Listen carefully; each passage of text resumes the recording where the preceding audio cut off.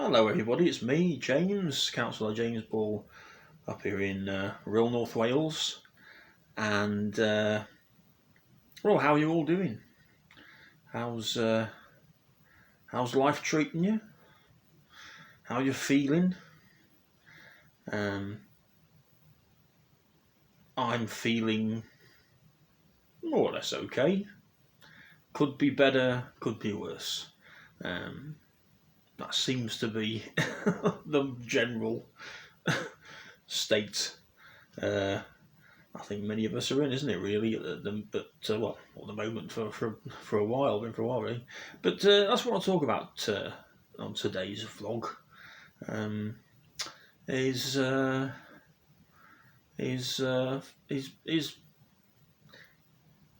feeling how we feel, how we are in ourselves, specifically pressure, stress.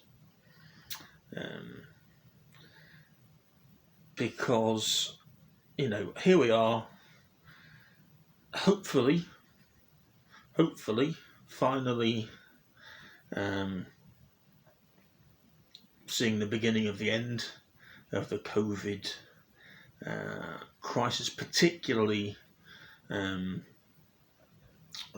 seeing the end of the horribly high death rates from COVID, and also hopefully with the continued rollout of the vaccines,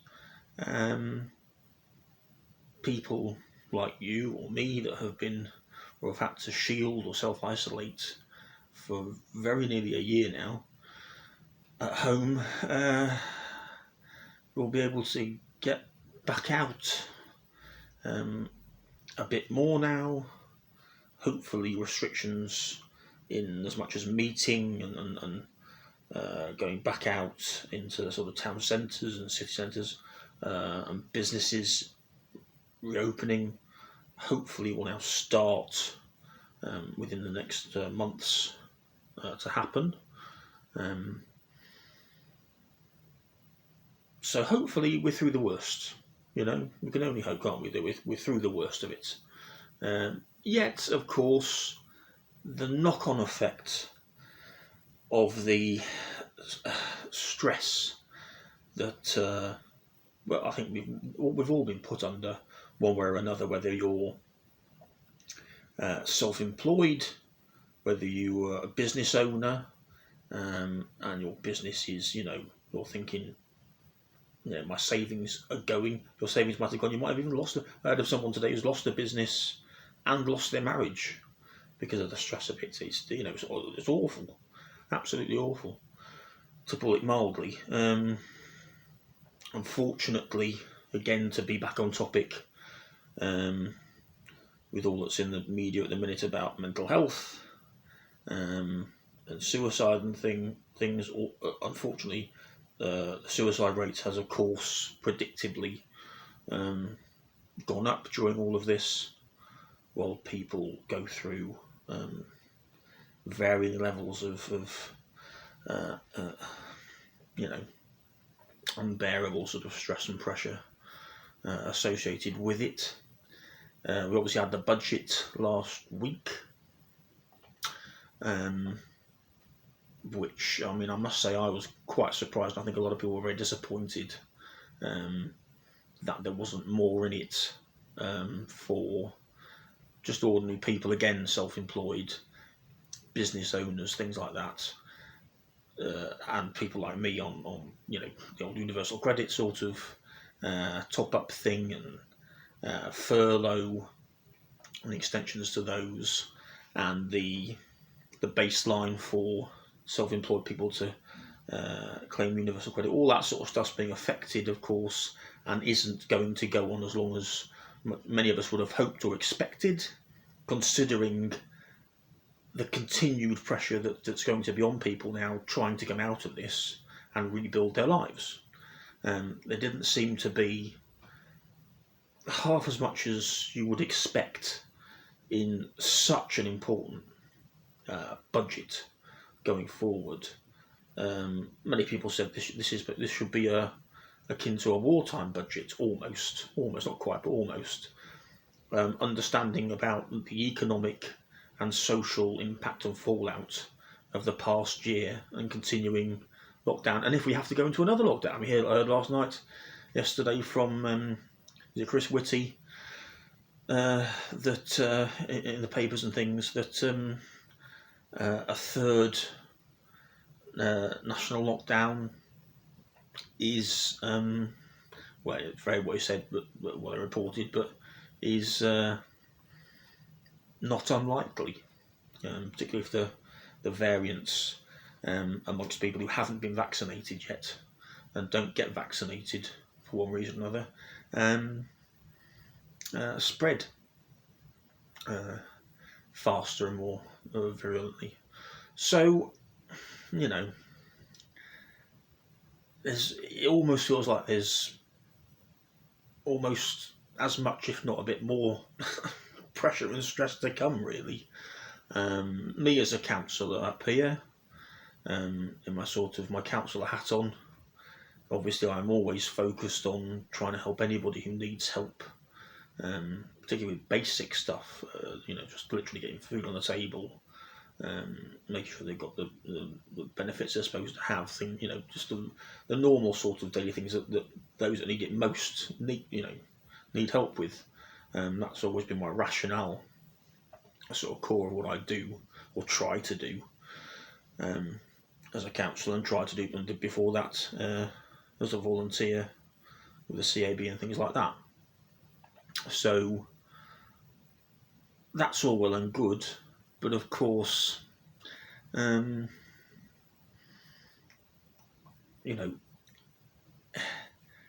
it's been increasingly difficult for me to help people who need help when I'm in the same or similar situation myself, or have been, particularly for the past year.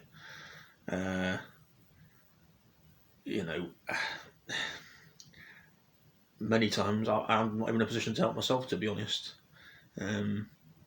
So, because I'm focused so much on trying to help whoever I can, I'm often just too tired, too knackered, too strung out to even think about we'll get letters about this or that, or a PIP thing. I've been going through a PIP tribunal for months and months now. It's all sort of dragging along, and I got a letter yesterday, and I don't know where I'm up to on it, because I just get letters and I'll just stick away. I think, well, okay, I'll read that when I've got 5 minutes to, and I just never seem to get to. So I end up missing meetings for things, or coming late to meetings on Zoom for things that I'm involved in. Which because I forget about them, so I'm just so strung out, really. But anyway. So yeah, I know it's topical because we've had the whole. I don't want to get into this particularly. We've had the whole Meghan and Harry, Oprah, and then Piers Morgan walking from Good Morning Britain yesterday, and all this sort of stuff, and all that sort of debate's been going on sort of particularly social media and Twitter and everything. So I think whether you believe what they say or not about, or agree with what they said about things about the royal family or whatever, the mental health stuff that we're all, and the pressure and stress that we're all sort of under, is a separate thing, I suppose, but something we all need help with. I've been particularly worried about young people, school-age young people in my area and all over the country, really, who have been stuck at home, perhaps not getting the stimulation and sort of contact, and not being able to talk things through. Maybe they haven't got someone to talk things through with, about what's on their minds and their worries, and the stress and pressure they've been going through. So I've been very worried about that. We all know that many of the services in our communities that we'd hope would be there, should be there, particularly as far as mental health is concerned, just often aren't, even before all this happened. So, again, that's something I would have hoped, expected a government to understand is a mounting issue, has become a mounting issue, a bigger issue over the past year, and is going to become an even bigger issue, likely, over the next year or two, while we all try and get back on track, because not all of us are going to get back on track quickly or easily. Some of us won't get back on track. I mean, this is the point, isn't it? So, yeah, it's pressure is bad for your health. Stress is bad for your health. Of course, many of us have got the outside pressures of work and family and responsibility. As I say, as a counsellor, I know if someone contacts me, it's not for something trivial. It's usually for something that's things like I need food, I need this. If I mess up, if I make a mistake, I know the consequences for those people are they literally aren't going to have food for another day until it's sorted out. I can't have that on my conscience. So the pressure is pretty huge, to be honest. Really, it's pretty huge because I know I don't have room to make a mistake. Other people's well-being, physically and mentally, depends on me doing my job as a local representative properly, dotting every I, crossing every T. So there's a lot of stress, and then as we're going forward now, I realise that the end of next month will be 6 months into my 12-month break from my doctorate school, PhD at university, which I've had to take just because, again, I when this all sort of happened a month in, I just realised I'm not in the state to sort of carry on and concentrate to the level you need to do that. So I had to apply for a suspension of studies, which I got for a year. Supposed to go back on the 1st of October. We're now racing towards summer, and before we know it, we're going to be in summer.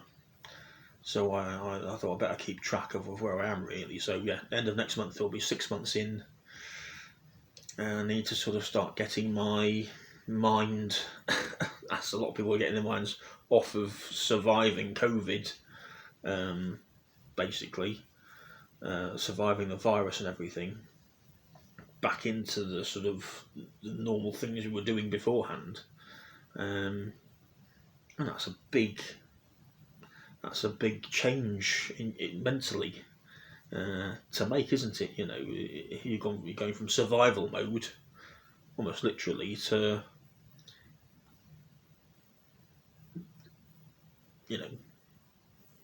back to sort of normal things. But of course, they're not normal.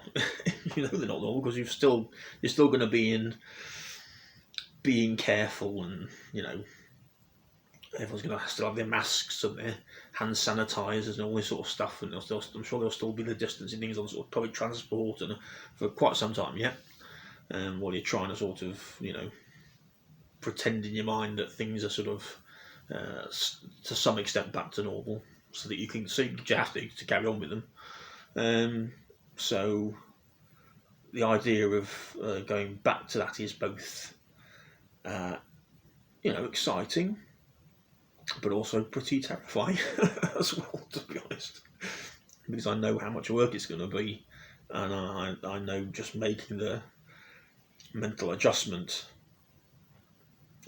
from what's been going on to that's going to be really difficult. And then you've got the pressure from yourself then,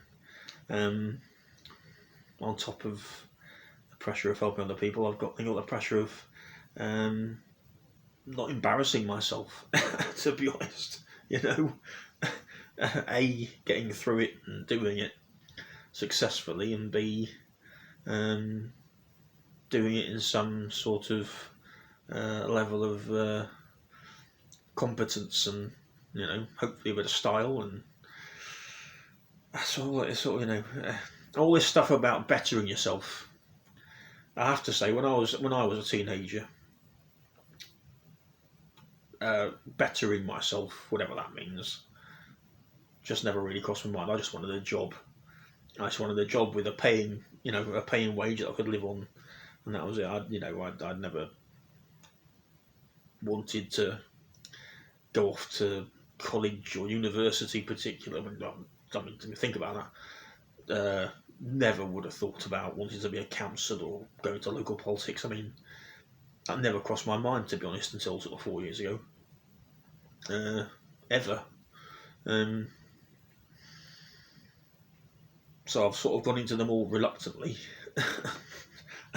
Found my life consumed by both things, really, for ill or good. And it's to be quite frank, I've bloody well whipped myself through it all. I can't explain it. I haven't got time yesterday. I don't think I could. I can't explain the stress I've put myself under trying to just achieve what I felt I've needed to achieve, really. And I'm absolutely bloody worn out.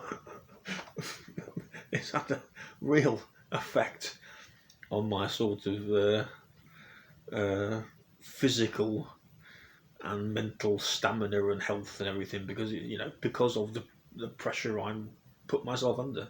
And now I've got, like I say, in October, 2 more years of a 3-year PhD to finish, get back to, and it's going to be a lot of, and each time you have to step up. As a, like me, if you're a person who sort of did not do well at school, to put it mildly, came out with almost nothing, and spent years sort of taking every opportunity and training things, sort of even stuff that didn't seem relevant at all or useful, trying to educate yourself, and then you finally find yourself at college as a mature student, and then you finally find yourself at university as a mature student. Each rung of the ladder is a higher bar. It's a higher bar to put. And I know some people who have done that same as me, didn't do well at school, got older, wanted to better themselves, again, whatever that means. I've applied for the student loans and things. I've tried to go back to college, just about managed to do it. And it's been extremely difficult. And then been sort of talked into going to university, or sort of told to, and then tried to do that, and it's just been too much, and they've had to just stop and give up, and it's been a crisis for them of their own confidence, which is the last thing we all need, isn't it? Or anyone needs, really. So all this self-improvement stuff's good in one sense, and should come with a health warning, to be honest. So I'd never say to someone, don't do it, but I'd say, along with the cost and financial sort of implications and all that sort of stuff, and time and things, I really think people should explain to people around about my age, or a bit younger or older, that there's a health risk too. Depends how far you're going to go, but there's a health risk too, to be honest. So yeah, I suppose that's 20 minutes nearly. That's all I want to talk about today, really. I suppose the topic of the day is mental health and pressure and stress, and as I say, we're hopefully coming out of the worst now, and spring's about to be sprung, which will be lovely. The weather's been getting better, hasn't it? Has it here anyway? We've had some really nice days, Obviously, they've been the warmest days, but we've had some nice sunshine, which has been lovely. Can't beat a bit of sunshine, can you? Some blue skies. Even if it's been a little bit nippy. But yeah, and the evening's getting lighter. The morning's getting lighter. That's always lovely. Always cheers me up anyway. So anyway, take care. Ciao for now. I will see you next time, by which time I should have had my first COVID vaccination shot. So I'll let you know how that went. If I was ill for a day afterwards, as everyone keeps telling me I possibly will be. But yeah, I'll see you then. So you stay safe, take care, and ciao for now.